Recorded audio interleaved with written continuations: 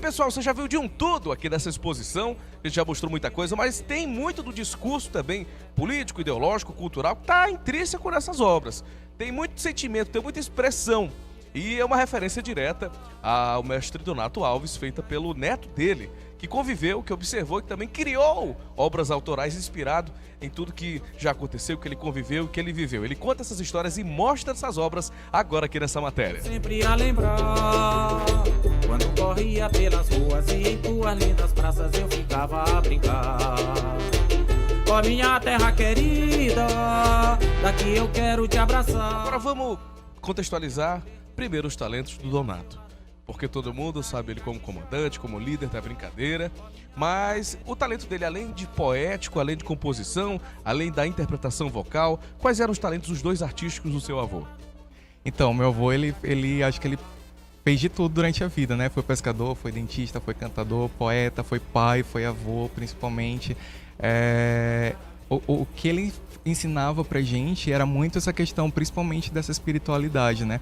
Como é que essas manifestações, elas carregam a gente, carregam a nossa identidade, carregam a gente enquanto corpo, enquanto memória, enquanto identidade, né?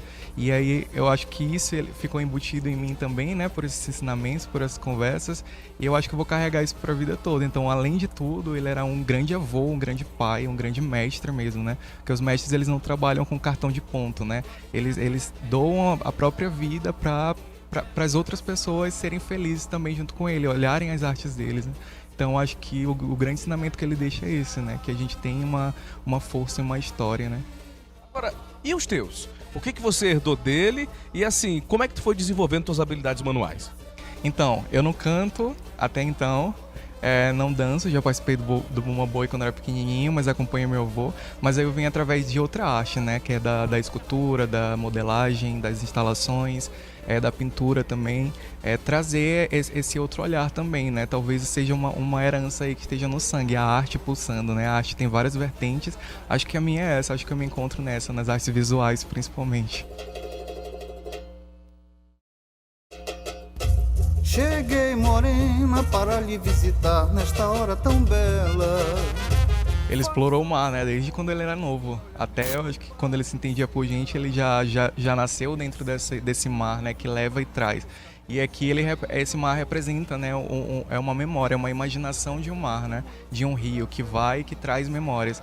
Aí aqui eu represento ele tanto como pescador, quanto mestre cantador, quanto um homem comum, né, que bebia sua cachaça lá para limpar a voz. Só que aqui a metáfora seria desse senhor tentando pescar essa tradição, né, representada pela estrela. Ele está tentando capturar essa estrela, né, que seria a referência, né, seria a inspiração para ele continuar as toadas, a continuar escrevendo, a continuar seu amor pela cultura.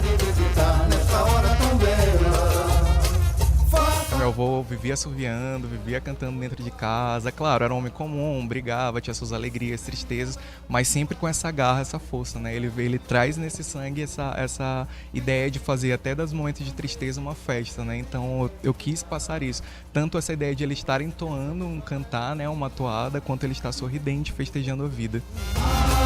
Moreninha, me ajude a festejar meu São João. Então, o nome da minha avó era Conceição, mas ela gostava de ser chamada de Loura, né? Ela exigia que chamassem ela de Loura, um apelido. Minha avó, assim como meu avô, ela faz parte do meu imaginário assim, de uma forma muito forte, né? Ela foi minha segunda mãe.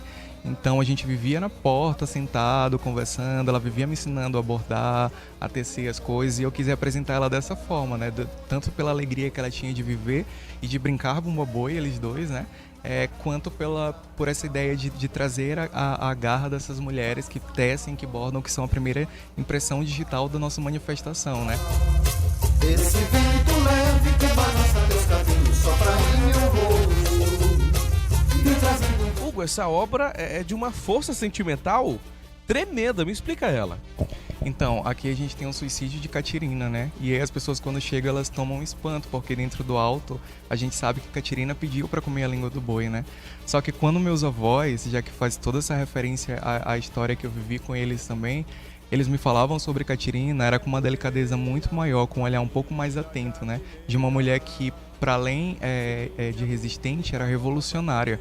Porque no tempo em que mulheres, principalmente negras, no tempo de escravidão, né? Elas não tinham direito a nada. Aí vem uma mulher e impõe a voz, né? Desejando aquilo que é mais sagrado dentro daquele ambiente, daquele contexto. Então eles sempre passaram isso pra mim. Catirina era uma mulher forte, era uma mulher guerreira, uma mulher que revolucionou uma história, né? Cada cor mais cheirosa e mais bela. Então desguarnecer, ou des entre parênteses, justamente para dar as duas ideias, o que desguarnece e o que guarnece durante esse processo, né? E é um processo de desguarnecer e guarnecer de vida e morte, mas vida e morte como um ciclo eterno. A gente nunca morre de verdade, a gente está sempre revivendo, renascendo. Por isso que eu sempre falo, desguarnecer é muito mais sobre nascimento, sobre aquilo que nasce, do que aquilo que morre. Arte, cultura, visceralidade é a história, né, incrível e absolutamente necessária para o conhecimento de todos os maranhenses e brasileiros de Donato Alves, aqui no O de Casa da TV Cultura.